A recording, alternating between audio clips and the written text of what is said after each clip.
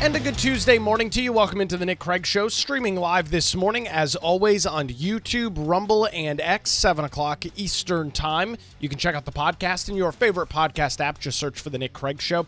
Tap the subscribe or follow button, or visit the website, nickcraig.com, and keep up to date with the program each and every weekday morning. Want to thank the law group here in Wilmington for their continued support of the show this morning. More on them coming up in just a little bit later on in the show. Well, we start off with a very interesting story about the Wilmington Police Department. Gunshots were fired inside of a busy parking garage in downtown Wilmington early Sunday morning. The details as being produced by WECT News. Just after 2:30 a.m. Sunday morning, the Wilmington Police Department and neighbors reported hearing gunshots on the fourth floor of the parking deck on Market Street. According to the Wilmington Police Department, witnesses claimed that the person involved were in a red car. WPD said at the time that 4 people were detained but let go, according to video that was made available to WECT News and some statements to them from the Wilmington Police Department. You can see in this viewer video sent to WECT of these 4 individuals being pulled out of a car temporarily as law enforcement was trying to determine whether these were the individuals responsible for shooting. However, those in the video, those that were searched in this vehicle, were unarmed, so these were not the individuals responsible for the shooting. Now, it's important to note that nobody was shot, at least those are the details that we've got this morning. Nobody was actually shot. However, somebody was shooting in that parking garage, or presumably sounds of shooting coming out of that parking garage early Sunday morning.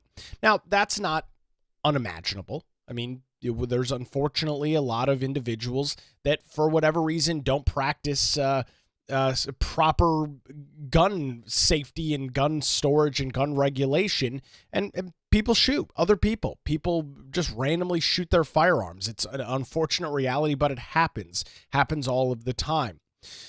Greg Willett with the Wilmington Police Department says officers conducted what is called a high-risk stop. Willett says that the department receives multiple reports of shots fires daily, and added that due to no injuries reported, the public wasn't notified. Lieutenant Willett said, quote, "Gunfire is something that we respond to and something we take seriously.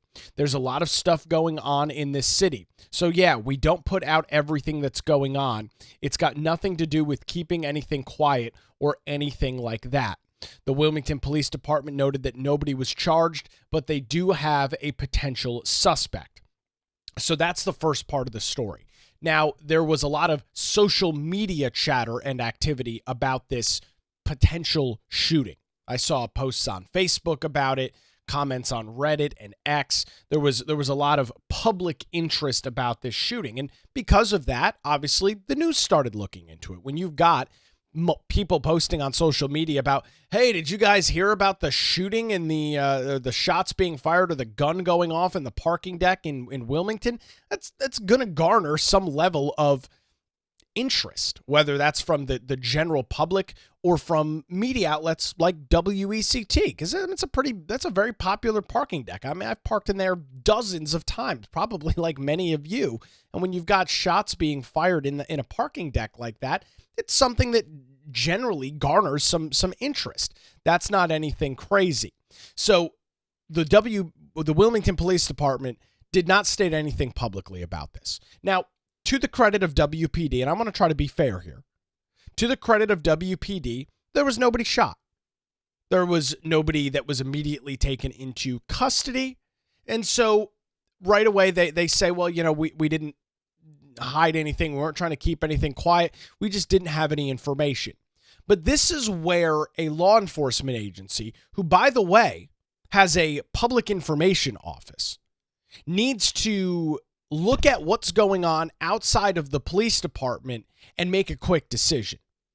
When WPD and their public information department start seeing comments on social media about a shooting, posts on Facebook, posts on Reddit, posts on other social media outlets about a shooting, that's when you have to respond.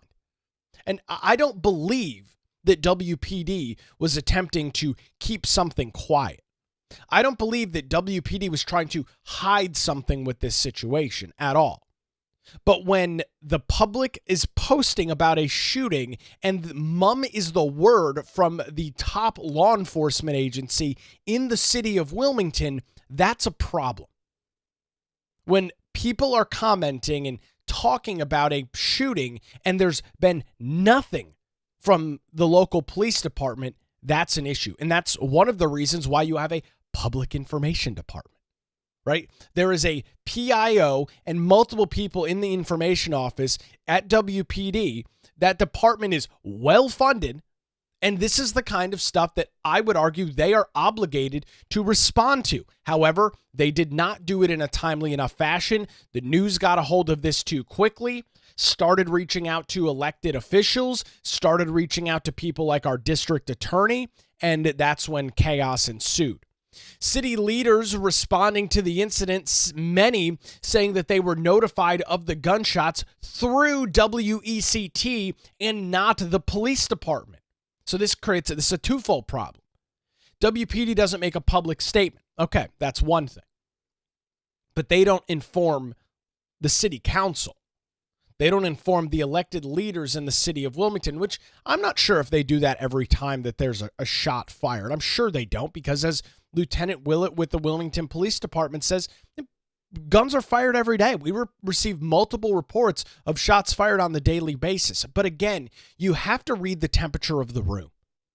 You've got to look at the situation. When you see social media activity, you've got to act on it. I mean, we're not in the 1940s where information just comes out through the newspaper and radio. I mean, that's not the case anymore. We live in an information age, for better or for worse. Whether it's good for law enforcement or bad for law enforcement, doesn't matter. This is the era and the age in which we live. And when you've got substantial online chatter about a shooting in downtown Wilmington, you've got to act fast. Now, it seems like the response to the actual shooting itself was great. They found a car that seemed to match the description. They pulled the people out and checked them, found no weapons, let them go on their merry way. But the response to the incident was seemingly fine, at least from what we know, which is still at this point very little. But to not provide city council or the public or anybody else with information on something that you could see is going to become a public story is just a major failure on behalf of the Wilmington Police Department.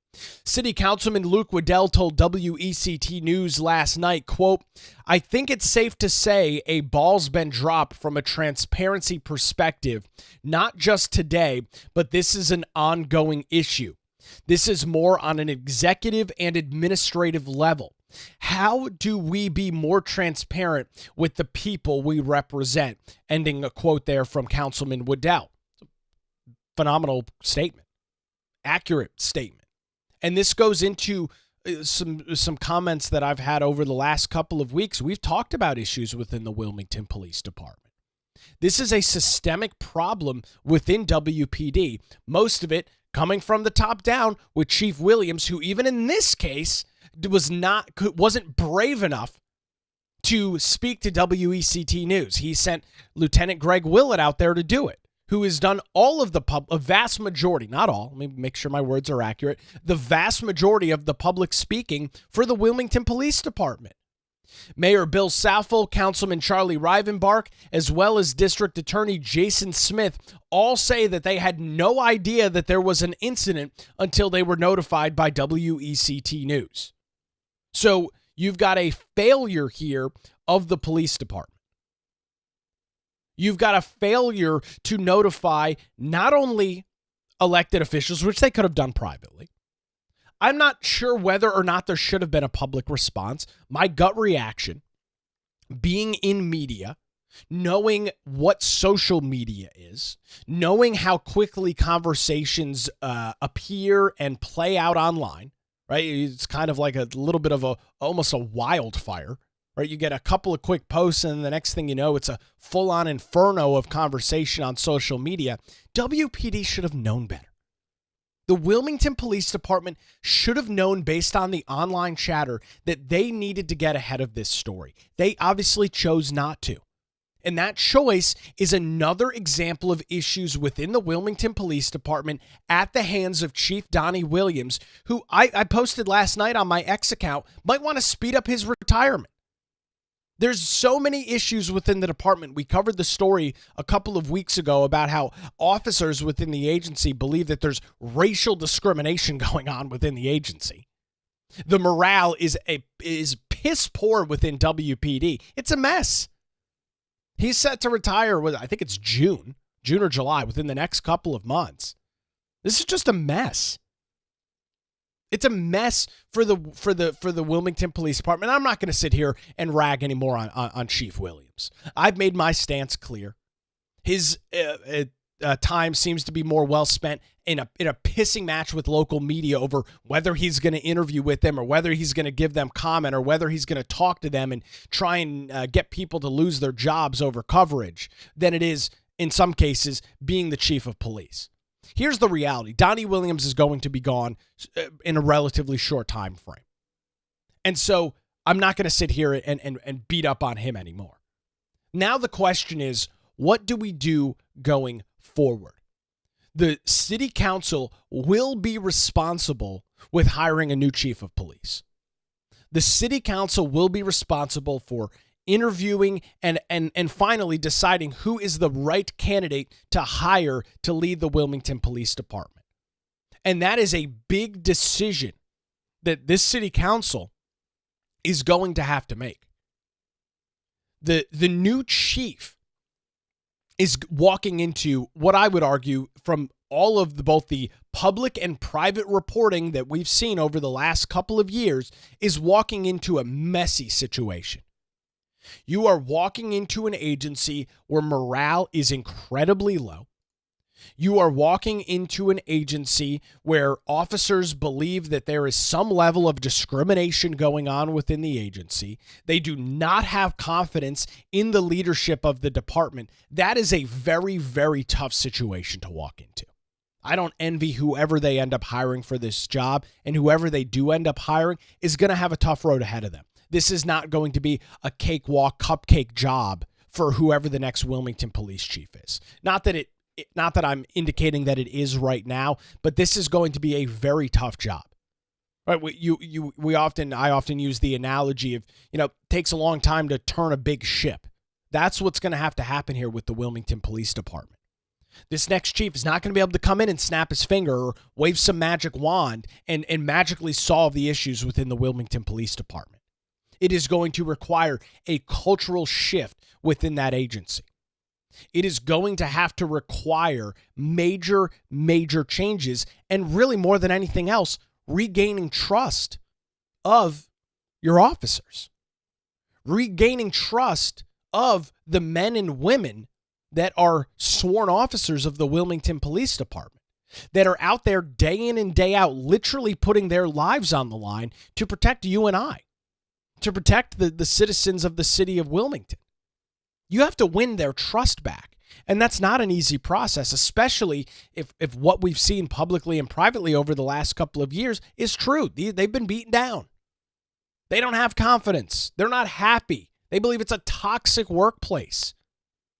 That takes time to rebuild. And this is going to be it, and hopefully is, a very public discussion within the Wilmington Police Department as this process continues to unfold. I will go back to Chief Williams for 1 second. For anybody on city council that's looking for some advice, I'll give it to you right now. It is incumbent on the next police chief to have some public persona. Somebody that is willing to get out in the public. Now, I don't think that the police chief has the responsibility to be on the 6 o'clock news every single night, every time there's an issue in the city. I think that's too much. I don't think that that's necessary. But the fact that the current police chief is very, very infrequently quoted by local media, is very, very infrequently covered by local media as it relates to interviews and things of that nature, is a problem. Law enforcement, one of the tenets of law enforcement is trust. You need to have the public trusting you to be an effective law enforcement agency. You need people that have respect and trust for your department. You don't want them to be second guessing or questioning local law enforcement. You want that community trust within your agency. And one of the ways that you garner that community trust, you gain the trust of your constituents, in this case, the city of Wilmington, is by being a public figure. Now, I don't think, again, that this guy or gal, whoever they hire for it, needs to be out doing a song and dance every night on the news. I don't think that's the case at all. But when a situation like this arises, you want to hear from the police chief to say something to the extent of, drop the ball on this. We should have been more public with not only our constituents in the city of Wilmington, those who we are sworn to protect and serve, but the council members and the mayor and the district attorney and Jason Smith. Right? Simple response. I don't think there needs to be some big sob story or a college dissertation as it relates to what happened here, but a simple 2 or 3, 4 sentences from the police chief goes a long way. But the current chief is unwilling to do that. He sends Lieutenant Greg Willett out there to do all of his a vast majority of his public speaking. This is an opportunity for the police chief to come out and say, yeah, it's a problem. We need to obviously look at our procedures and protocols internally and figure out how something like this doesn't happen again. Simple. Doesn't need to be anything extravagant. You don't need to call a news conference. Just a simple quote to local media. This current police chief is unwilling to do so. He despises local media. He has an axe to grind with almost every single outlet, at least previously over the last couple of months. All outlets but one in the city of Wilmington and New Hanover County was he willing to speak to. One TV station he would speak to. Wouldn't speak to radio, former conservative talk radio. Wouldn't speak to other public forms of media on the radio. Wouldn't speak to one of the major TV news networks, TV news channels here in town. Just wouldn't do it. Just wouldn't do it. That's a problem. As a police chief, now, unlike the sheriff, it's not an elected position, right? So voters don't get to decide who the police chief is. We continually, I say we, residents and citizens of New Hanover County, have continually elected Ed McMahon as the sheriff. And he is responsible to the people every, I think it's a 4, maybe it's a 6-year election. Every 4 or 6 years. His name pops back up on a ballot. He has to gain the trust and the support of the people that he represents. And he's been very successful at doing so. He's been a very successful sheriff in winning re-election. People generally like him. He's done a good job at that. When there's a big issue going on, the sheriff is out there. He's holding press conferences. He's speaking to the local media. Not every single time. That's what you have people within your department to do. The chief is busy with God knows how many things throughout the day. But there's got to be that level of public confidence and public trust. And the big way that you gain that, and the big way that you do that, is by speaking to the people. Talking to the news, getting on camera when it's justified, when it makes sense to do so. Not hiding because you're afraid to talk to the media and you don't want to be criticized. That's the issue with the current police chief. And I think it's incumbent, as the city council is looking to hire a new person for this position, that is an expectation. We want you on TV. We want you on radio. We want you in written format.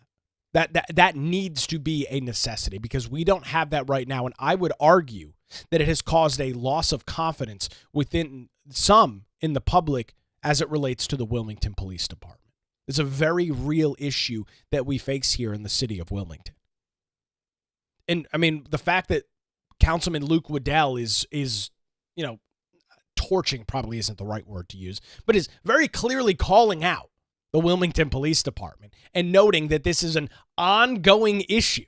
A direct quote from Luke Waddell. Not just today, but this is an ongoing issue. Pretty much shows you where he's at with this. That this is obviously something that he has brought up in the past, obviously a concern that Councilman Waddell has had in the past, and once again, he is being notified of a shooting in downtown Wilmington from WECT News, not from his own law enforcement agency. That's a problem. That's a major, major problem. So that's all the details that we have this morning. Again, there is apparently a suspect, nobody in custody as it stands right now. Again, I've said this in the past. I wish I could say that we will get more information on this. I'm not sure that's the case. That's been my biggest gripe with the Wilmington Police Department. And it's what got me in hot water with my previous employer and the chief, was simply criticizing the fact that there's seemingly a huge lack of communication. Very little information seems to trickle out from WPD, and I get it. It's an active law enforcement agency. You have active investigations going on. The police department is not a PR firm. And so I get the second that something happens that they're not running for cameras and microphones to get on the news. I get that. They have an obligation of keeping the public safe. They have an obligation to be a first-class, first-rate law enforcement agency. Get all of that. But there is a time where it's appropriate to do that. There is a time where it makes sense to go forward and do that. And for whatever reason, the mantra out of Wilmington, the Wilmington Police Department under Chief Williams has not been to do that.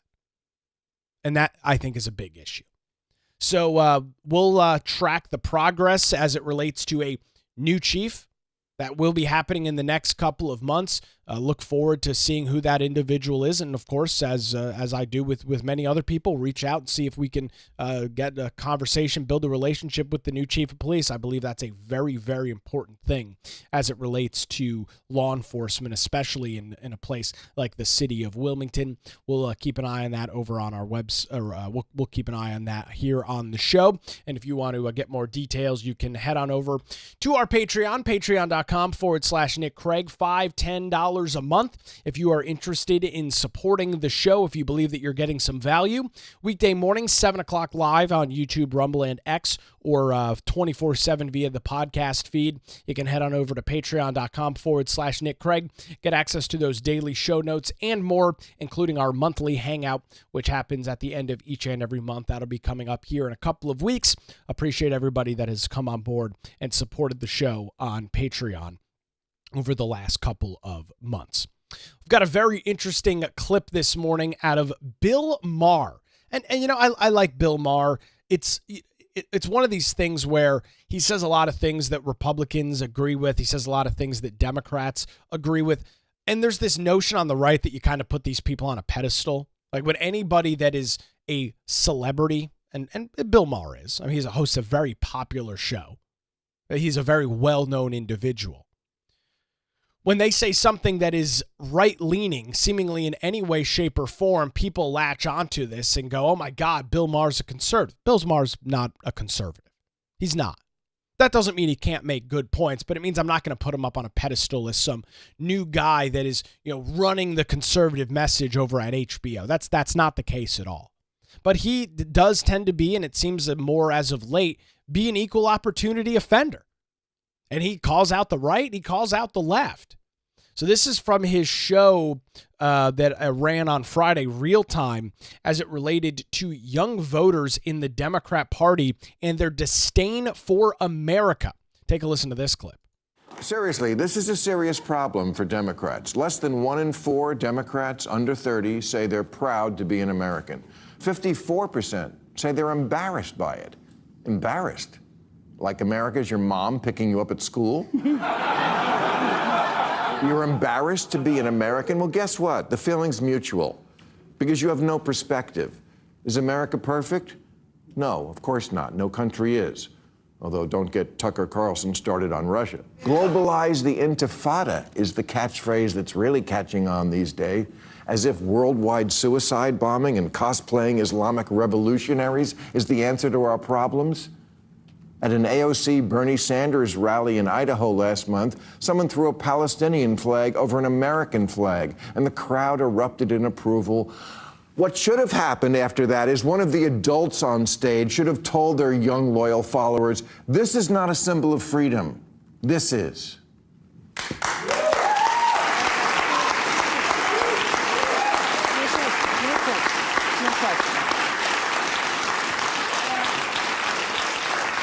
If the thought leaders in the Democratic Party keep encouraging and not rebuking the idea that America is cringe and the people who run Gaza are great, the Democrats are doomed. Alyssa Slotkin's right. Liberals are weak and woke, especially the white ones, and they indulge all sorts of nonsense from their kids, a pattern that then continues on in the Democratic Party. Last election, it was all the gender stuff, the insistence that men can have babies and such, and now I fear that we like the terrorists is the new that. Liberals need to push back on the dumb ideas that come from their children. The Democrats' problem is the energy of the parties with the young and the young are with the terrorists. That's not good. So talk to your children and remind them, you don't really want to live like your heroes in Hamas. All the shit you do all day, it was all made in America. Your smartphone, your Grubhub, your freedom to bitch about America, that's all American stuff. You tell your phone you want a milkshake and a guy brings it to your house. Please, you couldn't survive a week living in Intifadaville. That is a phenomenal little comment there, some commentary from Bill Maher. And he's tackling the larger issue that the Democrat Party faces right now. It's something that's not new. What Bill Maher said is not a new idea, but it is something that is being said more on national stages. You've heard on conservative outlets, whether that's conservative talk radio or outlets like Fox News or Newsmax or conservative-leaning podcasts and things of that nature, that the Democrat Party has a big problem. They do. And Bill Maher rightfully says that the growing engagement within the party tends to be with the youth. And I think that's a fair and accurate assessment for the most part within the Democrat Party, right? You look at the squad, the AOC, the Rashida Tlaibs, the Ilhan Omars of the Democrat Party that rose to power back a couple of years ago and were deemed the squad. But these were all three younger women leading a very progressive movement within the Democrat Party. And I that's a popular thing, right? People, especially younger individuals, want to connect with leadership that is relatively close in age to them. They want to connect to people that they can look at and say, oh, yeah, that's what I think. Here's a young person saying something that I feel. That's good. Right? You want that in your political party. But the Democrats, like everything else, have gone too overboard. Like everything else with the left, they just have to take, and I don't know why this is the case, but they always just have to take it one or two steps too far. It always go, like there's no ability to ever stop. It's always got to keep moving forward to a point of insanity, like Bill Maher mentions, where men can have babies. It's totally acceptable for a dude to participate in a female sport. These ideas are batshit crazy. These ideas are very unpopular with the vast majority of Americans. Most people do not subscribe to the idea that a dude with male genitalia can have a baby. That is nuts. 60 years ago, that would have gotten you thrown in a loony bin. But that's major messaging from the Democrat Party. That is major messaging from leaders within this party. That is a fair statement to have. Now, here's the thing. I think it's fine to think whatever the hell you want. If you want to believe that a man can have a baby, that's perfectly fine with me. That's your thought. You're allowed to feel or think whatever you want. I'm not the thought police. I'm not the feeling police. I don't think you need to be round up and thrown in jail for having that thought. You're free to do whatever you want. We still live in a free country, at least for the most part. But it should be incumbent on leadership within the Democrat Party to call this stuff out. the adults in the room, and unfortunately for the Democrat Party, the vice chair of the organization is 25-year-old David Hogg, who is a moron. So, there's not many adults in the room when it comes to Democrat leadership. But the adults in the room, and in that Bill Maher clip, you saw they flashed the camera to Donna Brazile, who was the former head of the Democrat Party back in 2016 when Hillary Clinton ran for president. Remember, she found herself in all that controversy because she leaked questions to the Hillary Clinton campaign before one of her debates with Trump. That's how Donna Brazile got into a lot of fire and a lot of heat. She is the adult in the room. And you heard her nodding her head, or she was nodding her head and responding to Bill Maher when he said the adults on the stage should have told the children to put the Palestinian flag over the American flag. That's stupid. That's a bad idea. Donna Brazile agrees with that because she's a smart political operator. She's a savvy political operator, and she knows the name of the game. She knows that for the Democrat Party to be successful in the long run, to win national elections coming up in 2026 and in 2028, the party has got to find its roots. And right now, the Democrat Party, and you've heard me say this before, it's completely scattered. I mean, it's all over the freaking place. They don't have an identity. They don't really have any strong ideas that they're running with. They are completely fractured right now. A lot of that is because of Donald Trump. He is rapid firing things out of this administration so fast that the Democrats are struggling to find one issue to really run on. And as soon as they find something that they think is politically popular, we're on to the next topic because so much is happening so quickly in this administration. So that's a big time struggle for them. But this party is severely dealing with what I'll call an identity crisis. You've got a youth movement within the Democrat Party that is very, very, very far left, that are the ones on college campuses speaking in support of the Iranian-backed terror group Hamas, which operates out of the Gaza Strip. That's not a good look for the Democrat Party. But that's who is the vocal minority in the room. And the vocal minority, I'll admit, is hard to sometimes ignore.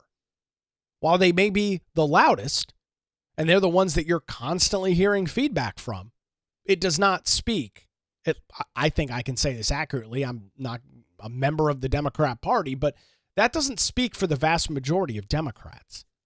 I think if you went on the street and found 100 Democrats to speak to from all different age ranges, all different backgrounds, all things of that nature, you would find that support for Hamas, not like, oh, do we think it's okay to bomb people? No, support for a terrorist group. You would find that those numbers are very low. Now, if you start asking other questions, oh, well, do you support Israel carpet bombing? That's a different story. But if you asked for people, do they support Hamas? Do they support the ideologies of the Iranian-backed terror group? It would be a very small subset of Democrats that believe that, because it's not a popular idea. But unfortunately, those that believe it are the ones that are engaged. And this is, I say, unfortunate for the Democrat Party. Those that believe these kind of far-left wacko things are very loud. They're very loud on social media. They're very good at organizing and getting out in the streets and holding events and rallies and protests. That's a big problem that the Democrat Party is facing. And honest to God, I don't know what the solution is. I mean, when you've got AOC and Bernie Sanders going on their multi-state tour and seemingly championing this kind of stuff, that creates a big problem. And I think Bill Maher is spot on to something here. And it's why I have said for more than a year now, it's going back at least 2 years, the Democrat Party is in what I've described as kind of an internal civil war. There's a major power struggle going on within that party between individuals who tend to probably be a little bit older and understand the political game a lot better, and those that are brand new to the party and trying to take it over with these insane ideas. that they believe are important. But if you polled people, regular everyday Americans, you would find that these ideas are insane and are incredibly, incredibly unpopular. So this is a major struggle of the Democrat Party right now. And I'm very curious to see. I mean, the clock is ticking on this stuff, guys. We're halfway through the month of May in 2025. Democrats are going to have to put their best foot and face forward coming up here, starting in like 6 months, as they're going to try and battle back against evil, awful Donald Trump and the Republicans in Washington, D.C. And as I sit here and speak to you this morning, I have no freaking clue what their message is going to be. I have no idea what sort of issues they're going to coalesce around. It's not sure as hell isn't going to be the gender thing. They lost that in the stroke of a single pen with Donald Trump signing that executive order. They lost that battle years ago. So I don't know what it's going to be. Threat to democracy? I don't think that's a winning issue.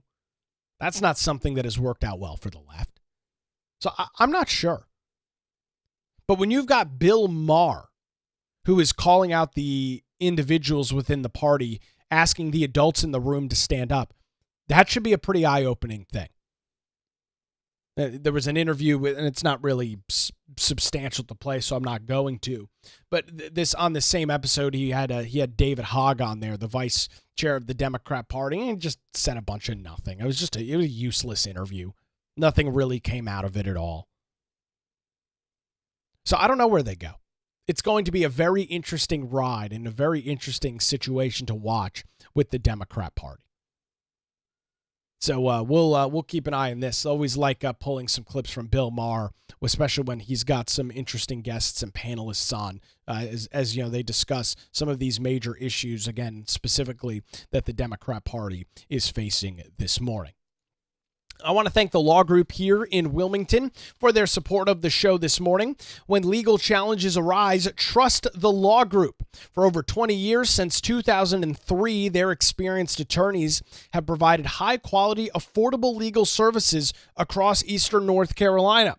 Whether you're facing a divorce, navigating real estate transactions, or maybe you need a strong defense, the law group has your back. Their dedicated team ensures that your questions are answered and issues are resolved promptly. Located in downtown Wilmington, they're just a phone call away at 910-251-6088, or you can visit them online at lawgroupnc.com. That's 910-251-6088, or their website, lawgroupnc.com. The Law Group, experience and dedication you can rely on. If you head on over to their website, you can see a list of all of the various services and areas of expertise in which they have. They've got a great blog on there where they write about a variety of legal issues, all of that available over on their website, lawgroupnc.com. We appreciate the Law Group and their continued support of the Nick Craig Show. Well, yesterday we kind of highlighted it a little bit. President Donald Trump set to make a major announcement, or was set to make a major announcement as it related to pharmaceutical pricing in the United States. This has been a big issue. It's been a major talking point for the left. The happened around 10 o'clock yesterday in the Oval Office. Here's the president and what he had to say. The administration will secure what we're calling most favored nations drug pricing. The principle is simple. Whatever the lowest price paid for a drug in other developed countries, that is the price that Americans will pay. And we're using the term other developed countries because there are some countries that need some additional help, and that's fine. I think that's very good. And that's exactly what we thought we would hear from the president. And he went into some stories that he's had with his friends that are international travelers, international businessmen and women. They're all over the world. They're paying thousands of dollars for drugs here in the United States and getting them for literally pennies on the dollar in other countries. That's a problem. It's an issue that the United States continues to face. And the reason why this is happening is, as I mentioned yesterday, the drug lobby. Individuals within the individuals within government that are beholden to the drug industry. RFK talking about this yesterday during the announcement, and that talked about the drug lobbies almost explicitly. This is an extraordinary day. This is an issue that, I grew up in the Democratic Party, and every major Democratic leader for 20 years has been making this promise to the American people. This was the fulcrum of Bernie Sanders' runs for presidency, that he was going to eliminate this discrepancy between Europe and the United States.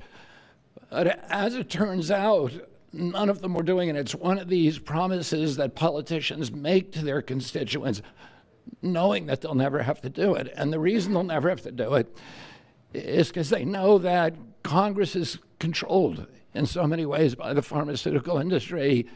There's at least one pharmaceutical lobbyist for every congressman, every senator in Capitol Hill, and every member of the Supreme Court. By some estimates, 3. Pharmaceutical companies, the industry itself, spends 3 times what the next largest lobbyist spends on lobbying. So this was an issue that people talked about, but nobody wanted to do anything because it was radioactive. They knew you couldn't get it by Congress. We now have a president who is a man of his word, who has the courage. And RFK Jr. is absolutely spot on there. He talks about how nobody in Congress has ever had the audacity to actually do this. How nobody in Congress has actually been willing to go forward and do this. And it makes sense. It's a massive industry. It's a multi-trillion-dollar industry. Pharmaceuticals are. And so they have a vested interest in keeping drug prices as absolutely sky high as they can. That's their interest. That's their business. And it's allowed in the United States. RFK Jr., more on him yesterday from this announcement. Can't be bought, unlike most of the politicians in this country.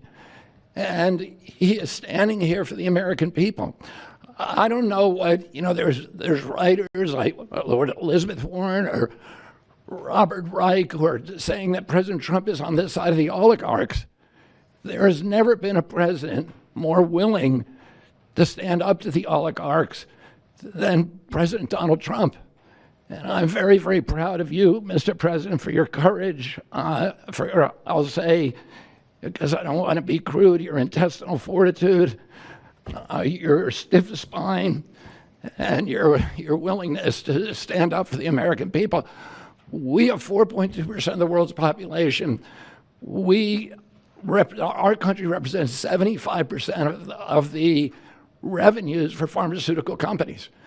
We spend in our country $1,126 per capita on drugs. In Britain, they spend about $240. They spend 1/5 of what we do. And this is true across Europe. And the drug companies, Europeans, if you ask them, it made no sense what they were saying. America has to pay for this innovation or it's not going to happen.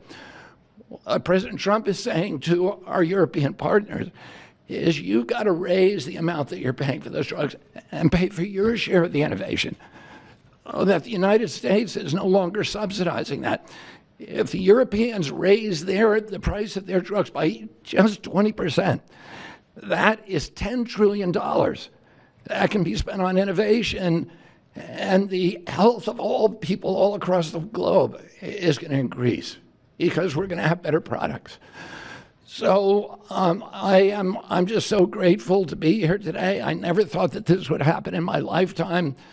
I have a couple of kids who are Democrats, are big Bernie Sanders fans, and when I told them that this was going to happen, they had tears in their eyes because they thought this is never going to happen in our lifetime, and we finally have a president who's willing to stand up for the American people. Some very strong words there from RFK Jr., and he makes a very interesting point. The vast majority of the innovation as it relates to drugs, pharmaceuticals, is in the United States. I mean, that's the case with almost everything. Most technologies, I mean, you look at technologies throughout the world, most of it came out of the United States of America. And the argument being made there by RFK is these companies are spending, to their credit, billions of dollars on R&D, billions of dollars in testing and research to develop these, miracle drugs that we've got. So why is it that the U.S. consumer is the one that is footing the largest bill? Europe's not footing the bill. Most of the rest of the developed world is not footing the bill. It's the United States of America. As you heard there from RFK, we're 4% of the population, yet we're 75% of the pharmaceutical industry's revenue. That's an eye-popping number. 75% of the revenue is from the United States, and it makes sense. When he talks about the 5-to-1 cost ratio between most of Europe and the U.S., no wonder that's the case. No wonder it's 75% of the revenue. We're spending 5 times what most of Europe is. And it's not because they have socialized medicine. It's the same drug.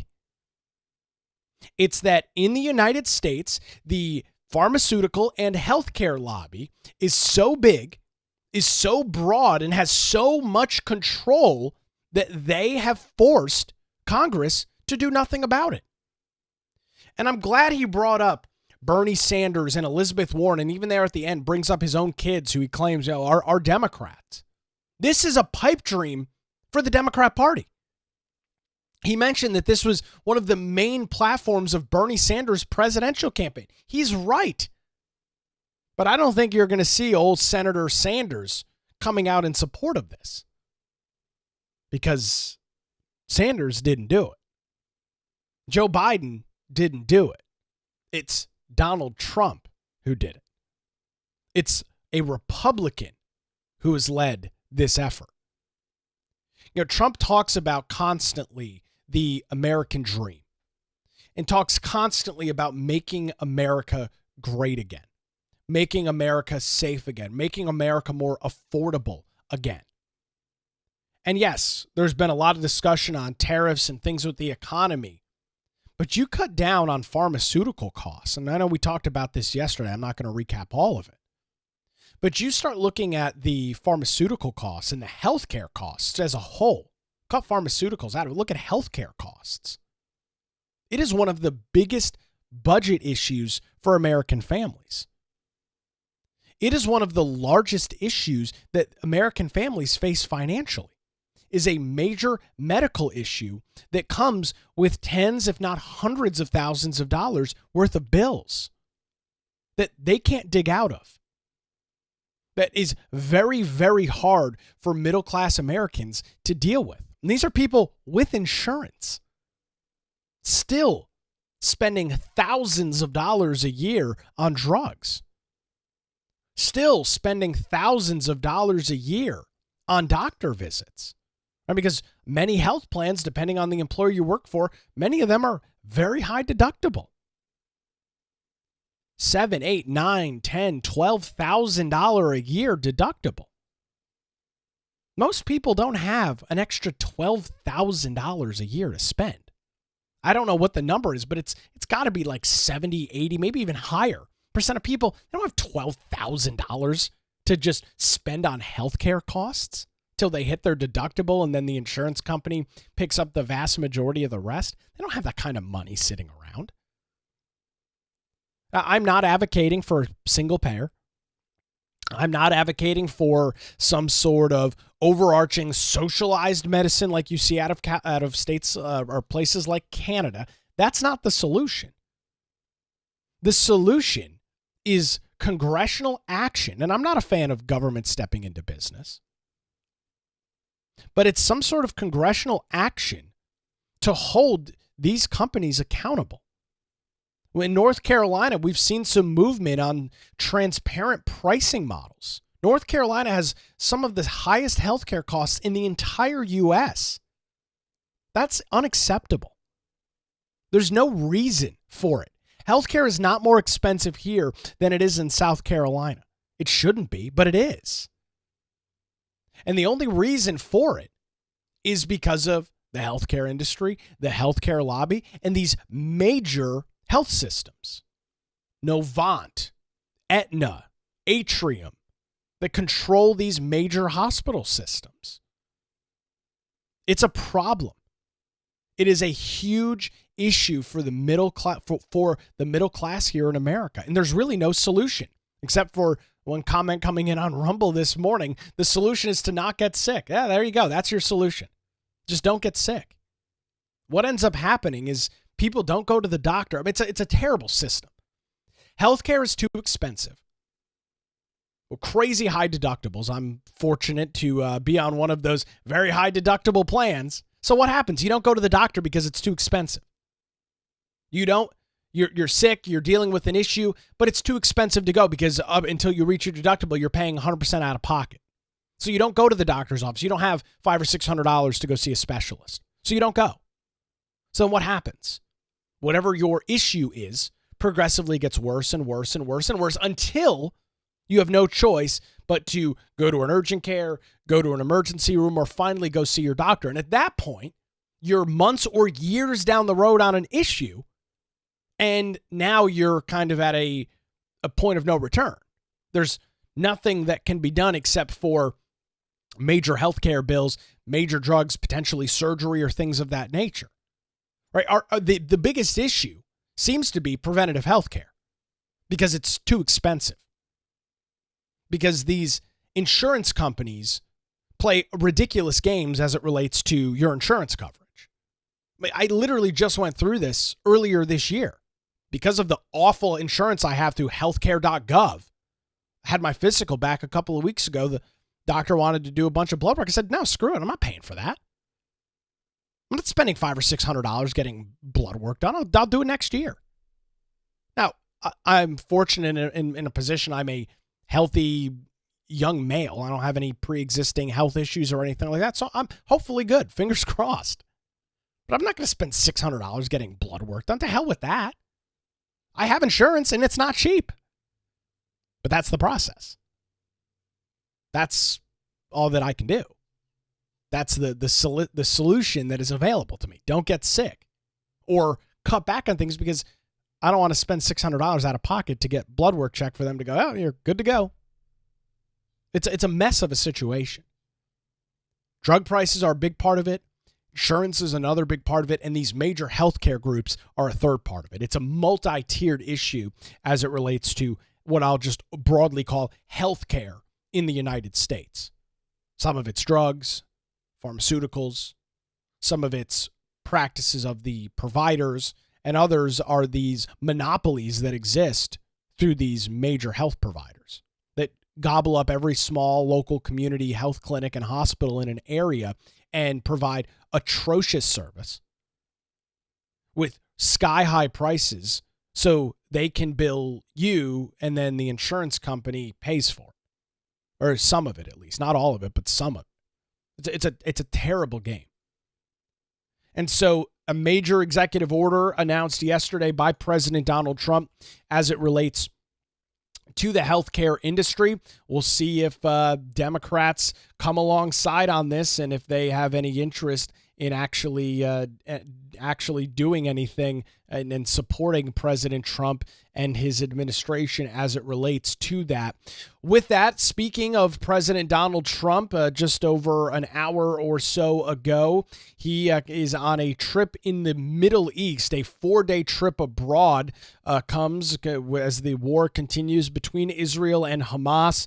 Ongoing U.S.-Iran negotiations over the nuclear program, some discussions about the Abraham Accords, many other discussions taking place nationally and internationally this morning. Here's video just from about an hour or so ago of Trump being welcomed by the Crown Prince at the Crown Prince at the Saudi royal court.